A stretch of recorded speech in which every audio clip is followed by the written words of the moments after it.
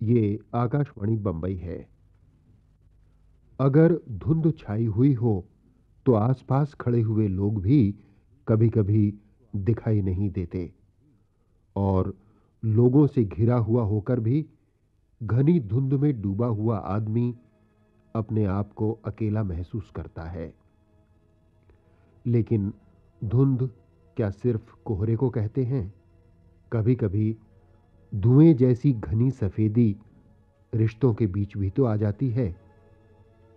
ऐसे ही रिश्तों या कहिए ऐसी ही धुंध से गूंथी गई कहानी सुने एक नाटक के रूप में।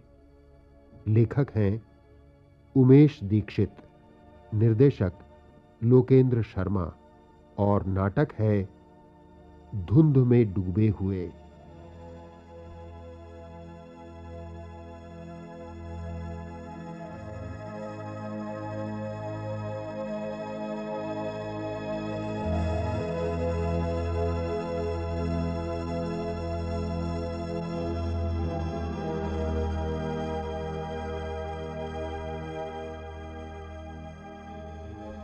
इस घर को जैसा भी छोड़कर जाता हूं, लौटकर वैसा ही पाता हूं। लगता है जैसे किसी ने इसे फ्रिज में रख दिया है। अजीब बात है। अरे, पापा दिखाई नहीं पड़ते।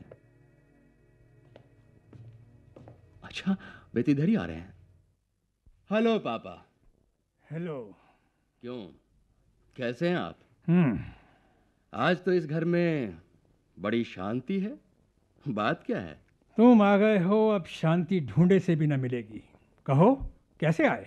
मुझसे आप बेवजह नाराज रहते हैं। वैसे अपनी तरफ से मैं आपको कभी कोई तकलीफ देने की नहीं सोचता। तुम ठीक कहते हो दीपक। असल में हर तकलीफ की जड़ मैं खुद ही हूँ शायद। देखिए, आप दर्शन और नीति शास्त्र की तो छुट्टी कीजिए, वरना आपकी बात खत्म ही नहीं होगी और मेरा काम भी अधूरा रह जाएगा। देखो दीपक, मुझे बदतमीजी बेहद नापसंद है। तुमने इतने बड़े परिवार में जन्म लिया, लेकिन संस्कार पता नहीं तुम्हें कहाँ के मिले हैं। ये तो आप जाने कि बड़ा परिवार किसे कहते हैं। वैसे बड़े या छोटे परिवार में जन्म लेने से मेरा कुछ बनता बिगड़ता नहीं था। शायद छोटे परिवार में जन्म लेकर मैं भला ही रहता। सच तो ये है कि तब तुम्हें आटे दाल का भाव मालूम हो जाता। मेरी बदौलत आज जो तुम मस्ती काटते फिरते हो ना, तब सपनों में भी नसीब ना होती। पापा, आप व्यर्थ ही नाराज ना हो। आपकी तबीयत वैसे भी ठीक नहीं रहती। डॉक्टर का कहना है कि अपनी हमदर्दी अपने ही पास रखो तो अच्छा रहेगा दीपक। और हाँ, मैं नहीं चाहता कि तुम इस घर के वातावरण को खराब करो, इसलिए जल्दी से जल्दी यहाँ से चले जाओ। हाँ, आप शायद ठीक ही कहते हैं। आपकी अपनी बनाई हुई इस दुनिया में मेरी गुजर नहीं। कहने को तो आप जज हैं, पर शायद आपने कानूनी चश्मे को उतार कर कभी दुनिया देखी नहीं है। जमाना बदल गया है। वो तो मैं सामने ही देख रहा हूँ कि बेटा किस तरह बाप को लेक्चर पिला रहा है। उस बाप को जो जिंदगी भर दुनिया को लेक्चर पिलाता रहा है ना? पापा, आपका यही अहम हमारे लिए कुसंस्कार बन गया है और आज आपको हमारा अहम राज नहीं आता। जिसे तुम अहम कहते हो दीपक, वो मेरी समझ में अनुभव है, प्रज्ञा है, और इसीलिए शायद तुम मुझसे बेगाने हो। कारण जो कुछ भी पुराना है तुम्हारा बैरी है। शायद यही कारण है कि मुझे पापा कहने में भी तुम्हें संकोच होता है। पापा तो मैं आपको बराबर ही कहता रहता हूँ, क्योंकि यही तो एक रिश्ता है जिसे लेकर आप और हम एक परिवार बनाते हैं। फिर ये संयोग ही क्यों ना हो, है तो। दीपक, तुम में कोई माया ममता नहीं है। तुमने कभी हमारे घर के रीति रिवाज नहीं माने, और ना ही तुमने कभी इस घर के ऊंचे नाम की परवाह की। ऊंचा नाम? पापा, आजकल ऊंचा नाम सफलता का ही दूसरा नाम है, और फिर जरूरी नहीं है कि सफल व्यक्ति आपकी कसौटी पर अच्छा भी हो। फिलहाल तो ये बताइए कि आपने मेरी बात का क्या सोचा है? देखो, मैं तुम्हें अब एक पैसा नहीं दूंगा। तुम जहां चाहो वहां रहो, जो चाहो सो करो। मुझसे तुम्हारा कोई मतलब नहीं। और अगर आज तुम मुझसे फिर इसी तरह की बातें करने आए हो, तो पेशतर इसके कि मैं तुम्हें बाहर निकालूं। तुम खुद ही यहां से चले जाओ। शिबू, ओ शिबू। नहीं पापा नहीं, अपने इकलौते बेटे को इस तरह घर से नहीं निकाला करते। आखिर लोग क्या कहेंगे? जज साहब का इकलौता बेटा अपने ही घर से धक्के मारकर निकाल दिया गया। निकल जाओ मेरे घर से। क्या हुआ पापा? कौन आया है? अरे दीपक भैया, तुम कब आए? और पापा, आप इस तरह चिल्ला क्यों रहे हैं? चिल्ला क्यों रहा हूं तुम्हें क्या बताऊं? इस दुनिया में जीना मुश्किल हो गया है। पापा, इतनी ही सहानुभूति से आप हमारे बारे में क्यों नहीं सोच पाते? हम कोई गैर तो नहीं जो इस तरह। मैं तुमसे कोई बात नहीं करना चाहता। पापा देखिए ना, दीपक भैया कितने दिन बाद आए हैं और मैं भी तो एक अरसे के बाद घर आई हूँ। आप इस तरह नाराज क्यों हो रहे हैं पापा? मैं नाराज हो रहा हूं? नहीं, शायद मैं अपने आप पे रो रहा हूं। आज मुझे पता लगा है कि मैं इस दुनिया में अकेला हूं, बिल्कुल अकेला, बिल्कुल अकेला। दीपक, तुमने पापा से क्या कह दिया जो वे इस तरह नाराज होकर चले गए? तुम बिल्कुल नादान हो उषा। भला पापा मेरी बातों को इतनी अहमियत क्यों देने लगे? नहीं दीपक, पापा सचमुच बहुत नाराज है। लगता है उषा तुम पढ़ने लिखने के बाद भी निपट गंवार हो। दीपक, ये जरूरी नहीं कि जो कुछ तुम कहो वो ठीक भी हो। बात में वजन है। देखो उषा, हम सब एक धुंध के शिकार हैं। ये हमारा घर लगता है एक समूचा नगर है, धुंध में डूबा हुआ, दुनिया से अलग थलग। और हम सब उसके अलग अलग कमरे में बंद हैं, जिन्हें धुंध की दीवार कभी एक दूसरे के समीप नहीं आने देती। आखिर तुम चाहते क्या हो दीपक? चाहता क्या हूं? उषा, अगर यही जान पाता तो फिर सब कुछ सरल हो जाता। कठिनाई तो यही है कि मुझे यही नहीं मालूम कि मैं क्या चाहता हूं, और यही कारण है कि दूसरे मुझसे क्या चाहते हैं ये बात भी मैं समझ नहीं पाता। दीपक, सच पूछो तो तुम्हें पापा को तंग नहीं करना चाहिए। तुम्हें अपने पैरों पर खुद खड़ा होना चाहिए। उषा, अगर मैं जज साहब राय बहादुर सीताचरण का बेटा न होता तो जिंदगी मेरे लिए बहुत सरल हो जाती।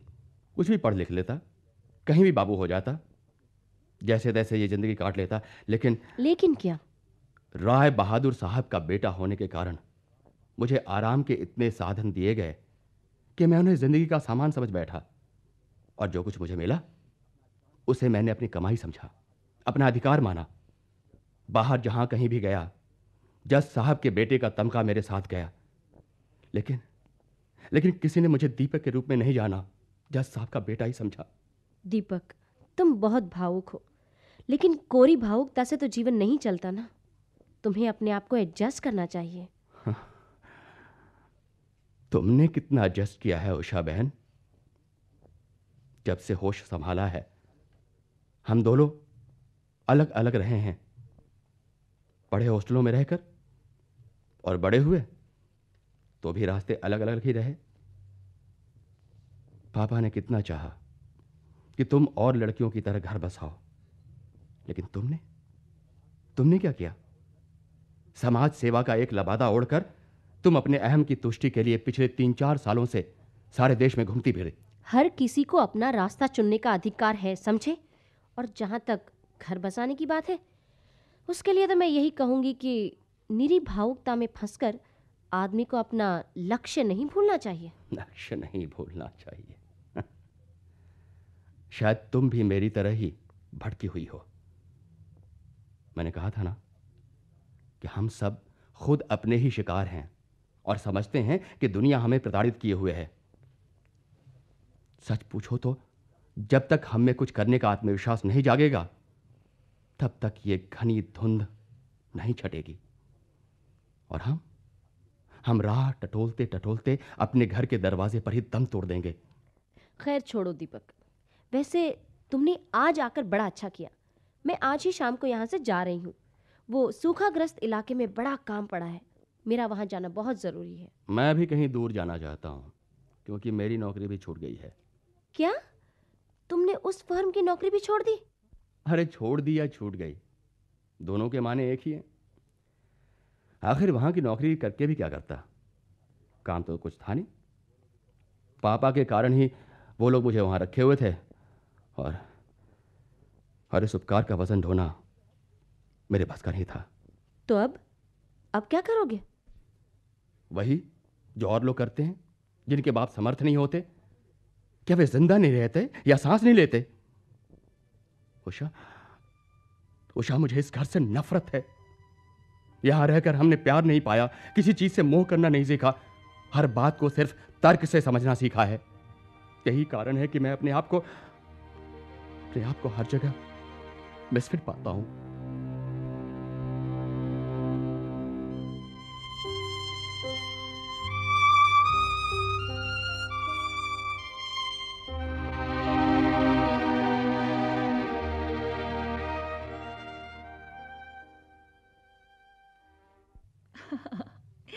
तुम्हें अचानक इस तरह कोई निर्णय नहीं लेना चाहिए। और फिर मेरी जैसी स्त्री के लिए तुम अपना बना बनाया घर क्यों बिगाड़ रहे हो? बना बनाया घर बिगाड़ रहा हूँ, वरन शायद एक बिगड़े घर को मैं फिर से बसाने की कोशिश कर रहा हूँ।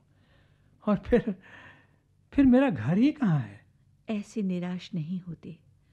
इस तरह की कठिनाइयाँ तो आया ही करती हैं, लेकिन अगर उनसे लड़ते हुए कोई अपनी हिम्मत हार बैठे तो दुनिया चल चुकी। वसु, तुम मेरे बारे में बहुत कम जानती हो। जितना जानती हूँ उससे अधिक मुझे जानने की कोई ज़रूरत भी कहाँ है। मैं तुमसे प्यार करती हूँ, बस इससे अधिक मुझे कुछ नहीं जानना। तुम्हारी ये सरलता ही शायद तुम्हारी सबसे बड़ी दुश्मन रही है। इसी से लोगों ने तुम्हें गलत समझा है और इसी से तुमने धोखा खाया है। औरत शायद बनी इसीलिए है कि लोग उसे धोखा दें और वह धरती की तरह इन फरेबों को जिए। तुम मेरे लिए चिंता न करो, जैसे तैसे ये जिंदगी कट ही जाएगी। एक ने धोखा दिया तो तुमने सहारा दिया। बस यही सोचती हूँ कि अगर तुम्हारा सहारा भी न रहा तो शायद इस जिंदगी में जीने योग्य कुछ न बचे। नहीं वसु, मैंने सोच लिया है, जो भी हो अब हम साथ रहेंगे, साथ जिएंगे और भगवान ने चाहा तो साथ ही मरेंगे। तुम फिर भावुक होने लगे। सुनो, ऐसे क्षणों में तुम कितने अच्छे लगते हो। एजाज साहब, क्या सोच रहे हो? हाँ?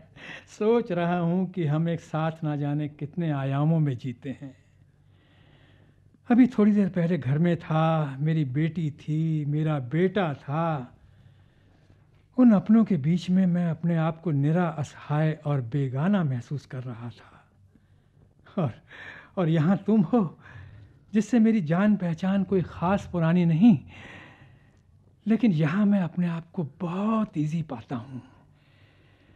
मैंने कितनी कोशिश की कि दीपक पढ़ लिख कर अच्छी जगह लगे, घर बसाए और इज्जत की ज़िंदगी बसर करे, लेकिन वो न जाने क्यों इस सब से दूर भागता है। उसे शायद मेरा बेटा कहलाना भी नहीं पसंद। एक मेरी बेटी है जो घर की चिंता छोड़ झूठी शान में इधर उधर समाज सेवा का लबादा ओढ़े घूमती है। बेचारे। हम सब बेचारे हैं वसु। मैं सोचता हूँ कि नौकरी छोड़कर गांव में रहने लगूं। वहाँ बस हम तुम रहेंगे और दुनिया का कोई जंजाल ना होगा। 2 जून जो कुछ भी रूखी सूखी होगी खा लेंगे और चैन से रहेंगे। आइडिया तो अच्छा है, लेकिन लोग क्या कहेंगे? एक छोड़ी हुई औरत के साथ राय बहादुर सीताचढ़ ने घर बसाया। बुढ़ापे में कालिक लेकर क्या करोगे? हाँ? अरे कालिक ही तो हाथ आती है वसु। सच पूछो तो काला रंग कोई रंग नहीं, वो तो बस रंग की नकारात्मक स्थिति है। और फिर कौन सा रंग है जो सब दिन रहता है? लेकिन कभी सोचा है हमारी शादी को लेकर उषा क्या सोचेगी? दीपक क्या कहेगा? जहाँ तक दीपक का सवाल है, वो शायद इसे बुरा कहे, कारण अब मैं उसका दृष्टिकोण समझने लगा हूँ। हाँ, उषा की बात ज़रूर है, उसको एक चिट्ठी लिखकर सूचना दे देंगे।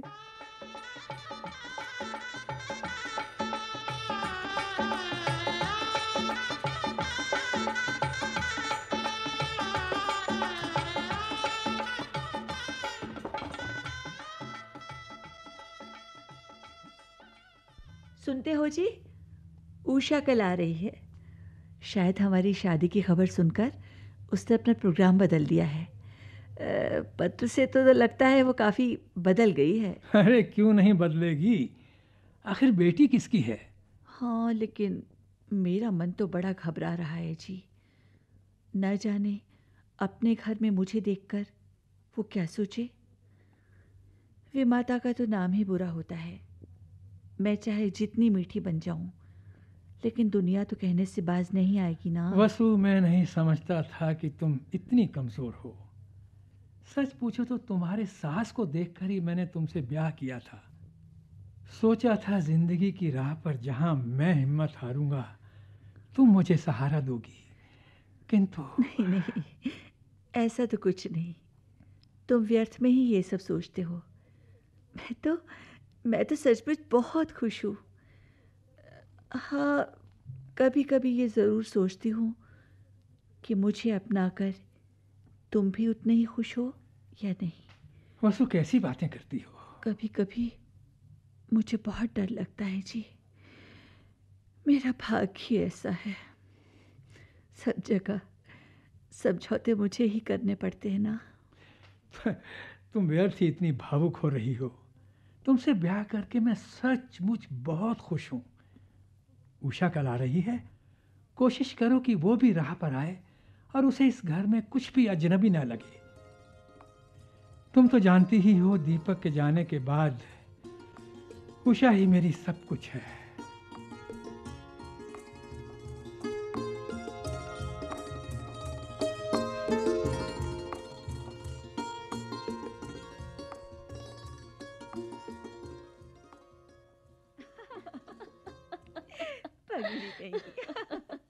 सच कहती हूँ नहीं माँ। हाँ। इतना घूमी हूँ मैं, इतना घूमी हूँ कि अब घर लौटने में सचमुच बड़ी खुशी हो रही है। किसी ने सच कहा है कि घर जैसी जगह दुनिया में और कोई नहीं। सच्ची कहती है उषा। सच बता, मुझे यहाँ देखकर तुझे कोई अचरज नहीं हुआ? नहीं, पापा की चिट्ठी मुझे मिल गई थी, और वैसे भी उन्होंने सोच समझ कर ही ये कदम उठाया होगा। और फिर नहीं माँ, ये तो दुनिया की रीत है। उषा, अपनी जान देकर भी अगर तुझे थोड़ा सा सुख दे पाऊं तो अपने को धन्य मानूंगी। बड़े भाग्य से तुझ जैसी बेटी मुझे मिली है। अभी तुम्हें मेरा अनुभव नहीं है ना, इसलिए ऐसा कह रही हो। खैर, ये बताओ, तुम यहाँ अच्छी तो हो ना? पापा भी खुशी होंगे चल पगली, तुम्हारी जैसी सुंदर संगिनी को पाकर। वैसे सच कहती हूँ, मुझे तो पापा की खुशी से ईर्ष्या हो रही है। अरे चल, अपनी ये शहद भी की बातें अभी संजो के रख, बाद में काम आएंगी। हाँ।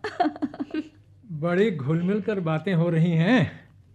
क्या बात है, मेरे खिलाफ कोई साजिश तो नहीं हो रही? आपको तो कोर्ट की ऐसी आदत पड़ गई है कि हर किसी को शक की नज़र से ही देखा करते हैं।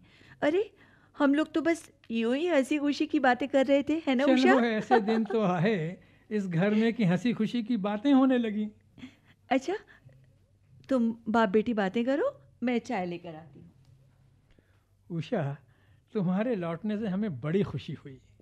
पापा, अचानक आप अपने लिए बहुवचन का प्रयोग करने लगे।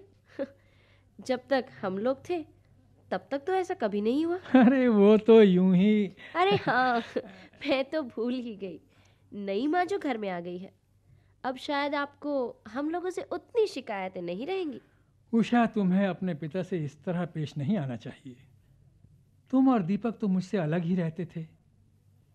आखिर मैं अपनी ये पहाड़ सी जिंदगी किसके लिए जीता? हाँ, ये भी ठीक है। जिंदगी बसर करने के लिए आपने सहारा तो अच्छा खोजा है। वैसे अगर मैं भूलती नहीं हूँ तो वसुधा जी काफी प्रसिद्ध महिला रही है। उषा, अगर तुम्हारा मतलब ये है कि वसुधा की ये दूसरी शादी है और पहला पति उसे छोड़कर भाग गया, तो मैं बताना चाहूँगा कि किसी और के अपराध के लिए किसी और को सज़ा देना भी एक जुर्म है। ओह, अब तो आप में काफी सहानुभूति भी आ गई है। दीपक, या मेरे लिए तो ये सहानुभूति आपके दिल में कभी नहीं आई। तुम लोगों ने मुझे गलत समझा है और शायद लाख कोशिश करने पर भी मैं तुम्हें समझा ना सकूंगा। मुझे अपनों ने ही गैर समझा है। इस बात का मुझे सदा खेद रहेगा। पापा, अब मैं भी आपको एक बात बता ही दूं। मैं भी अब जिंदगी में एक नया अध्याय जोड़ना चाहती हूँ। जब आप इस उम्र में नई पत्नी ला सकते हैं तो मैं क्यों। ये तो बड़ी अच्छी बात है बेटी। तुम्हारे पापा हमेशा तुम्हारी और दीपक की चर्चा किया करते हैं। तुम अपना घर बसा लो, भला इससे अधिक खुशी की बात हम दोनों के लिए और क्या हो सकती है। चिकनी चुपड़ी बातों में तो आपसे पार पाना मुश्किल है। उषा, सचमुच मेरा घर बसाना तो आपको पसंद आएगा ही, क्योंकि तब आप निश्चिंत होकर इस घर की एक छत्र मालकिन हो सकेंगी ना। नहीं उषा, तुम मुझे गलत समझ रही हो। नहीं वसु, तुम इस घर को नहीं जानती। इस घर के कोहरे में कुछ भी साफ नहीं दिखाई पड़ता। यहाँ हाथ को हाथ नहीं सूझता।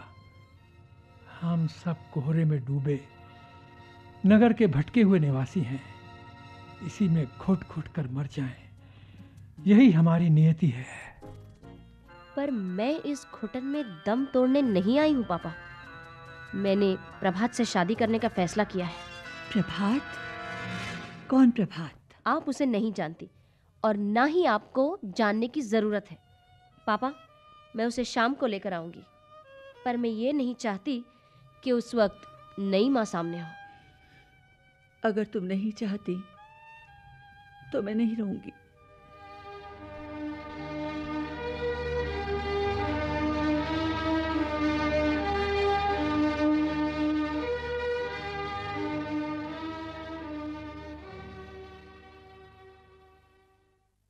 क्यों प्रभात, पापा से भेंट हुई? हाँ, जैसा आप बड़े सुलझे दिमाग के आदमी मालूम पड़ते हैं। मुझे तो बहुत पसंद आए, लेकिन तुम्हारी नई माँ दिखाई नहीं पड़ी। उनसे भी मिल लेता तो अच्छा था। नहीं, उनसे मिलने की कोई ज़रूरत नहीं। पापा ने हाँ कर दी, यही काफ़ी है। वैसे उसकी भी कोई ख़ास ज़रूरत नहीं थी। तुम मेरे साथ हो तो मैं दुनिया की सारी तकलीफ़ें झेलने को तैयार हूँ। तुम बहुत भोली हो। दुनिया की तकलीफ़ें अभी तुमने जानी नहीं, किताबों में पढ़ी हैं, और किताबों में पढ़ी बातें जानकारी भले ही दे दें, अनुभव नहीं देती। तुम कहना क्या चाहते हो प्रभात? कुछ नहीं, बस यही कि पापा का आशीर्वाद हमारे लिए बहुत ज़रूरी है। पापा का आशीर्वाद या पापा का बैंक बैलेंस? आशीर्वाद और बैंक बैलेंस दोनों एक ही बात है। क्या? वो वैसे तुम मिल जाओ तो मुझे दुनिया में और कुछ नहीं चाहिए उषा डियर, और कुछ नहीं चाहिए। सच कह रहे हो प्रभात? और क्या, तुमसे झूठ बोलूँगा? पर पापा की रजामंदी से ही ये शादी हो तो अच्छा है, क्योंकि किसी के दिल को दुखाकर शायद ही हमें खुशी मिल सके। तुम कितने अच्छे हो प्रभात, कितने अच्छे। पापा मेरी बात कभी नहीं टालेंगे। सब ठीक हो जाएगा।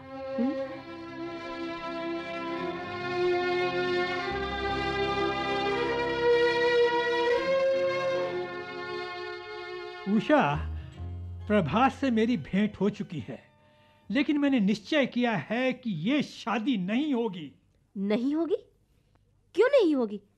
आखिर प्रभात ने बुराई क्या है? अच्छा ही क्या है? मेरे जीते जी शादी नहीं होगी, हरगिज नहीं होगी। अच्छा, तो ये सब तुम्हारी करामात है। तुम माँ बनकर बेटी की खुशियों से खेल रही हो। तुम माँ नहीं, नागिन हो, नागिन। उषा, खबरदार जो ऐसी बात कही। ये मेरा निर्णय है, वसु का कोई दोष नहीं। मैं सब अच्छी तरह जानती हूँ पापा। इसने ही जरूर मेरे खिलाफ आपको भड़काया है। नहीं बेटी, नहीं, ऐसे नहीं कहते। खबरदार, मुझे बेटी मत कहो। तुम मेरी माँ नहीं हो। मैं तुमसे नफरत करती हूँ, नफरत। उषा, बचपना नहीं करते। प्रभात अच्छा आदमी नहीं है और मैं जानबूझकर तुम्हें कुएं में नहीं कूदने दूंगा, नहीं कूदने दूंगा। वाह वाह, आखिर बेटी से भी दुश्मनी निकालने पर उतारू हो ही आए आप। हैं? बेटे को तो घर निकाला देख ही रखा था। तुम यहाँ क्यों आए हो? दीपक भैया, अच्छा हुआ जो तुम आ गए। मेरी तो जान ही आफत में फंसी है। चिंता न करो उषा। दीपक बेटा, इस शादी को रोक दो, भगवान के लिए रोक दो। तुम नहीं जानते मैं जो कुछ भी देख सुन रहा हूँ वही काफी है। नहीं माँ, इस घर में केवल पापा रहे हैं। हम और उषा तो उनके लिए आते जाते परिंदों से अधिक कुछ नहीं रह रहे। दीपक, और आज आज आप और पापा मिलकर मेरी बहन की जिंदगी से खिलवाड़ कर रहे हैं। दीपक, दीपक, दीपक भैया, भैया मैं प्रभात से ही शादी करूंगी, प्रभात से ही शादी करूंगी। ऐसा नहीं हो सकता। हाँ, ऐसा नहीं हो सकता। ऐसा ही होगा। ये शादी होकर रहेगी।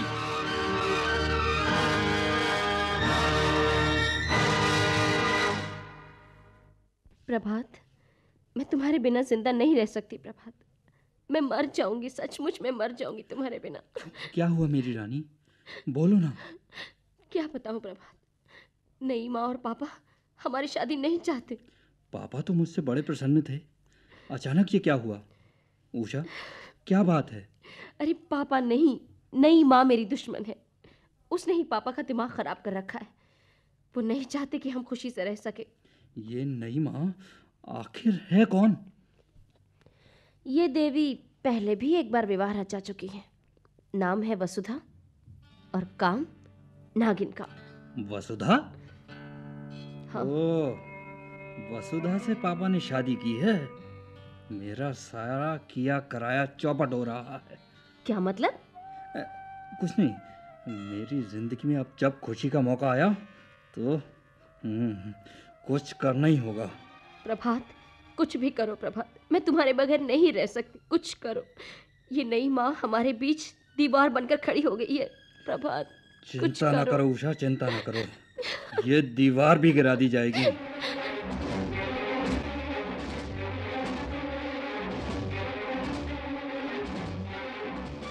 कौन है? कौन है?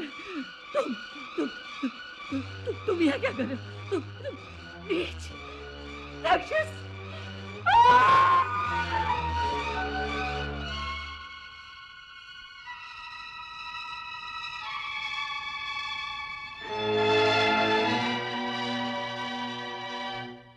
नई माँ!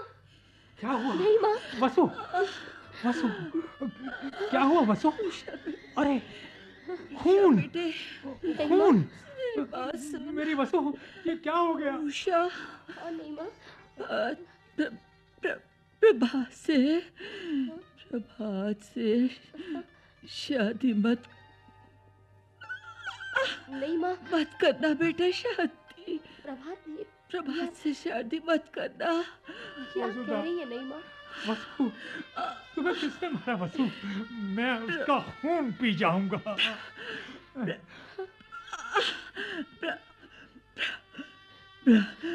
प्रभात ने मुझे मारा है। प्रभात ने? क्या कह रही है आप नई माँ? ये नहीं हो सकता। वो तेरी जिंदगी भी तबाह कर देता। धोखेबाज है, प्रभात नीच है,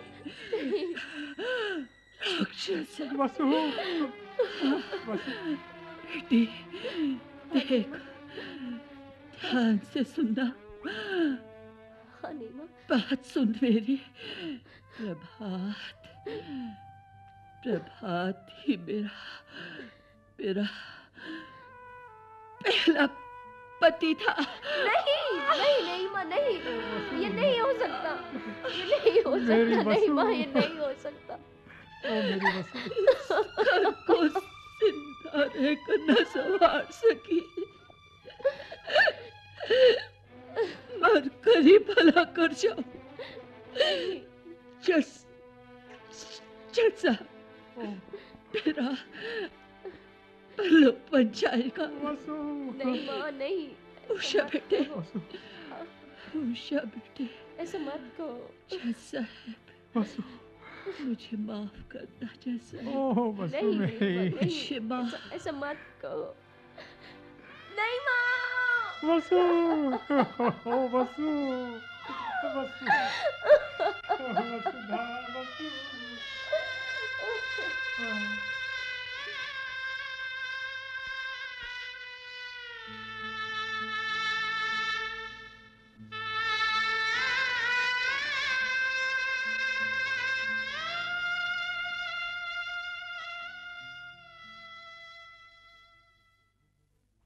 धुंध में डूबे हुए। अभी आपने ये नाटक सुना। लेखक थे उमेश दीक्षित, निर्देशक लोकेंद्र शर्मा और सहायक दक्षा नेवरेकर तथा सुजाता सूरी। नाटक में भाग लेने वाले कलाकारों के नाम भूमिकाओं सहित इस प्रकार हैं: पापा दिनेश कुमार, उषा नसीम पंजवानी, दीपक कुमार राम प्रवेश, प्रभात राजीव सारस्वत और वसुधा अचला नागर। यह नाटक आकाशवाणी बंबई के स्टूडियोज में रिकॉर्ड किया गया।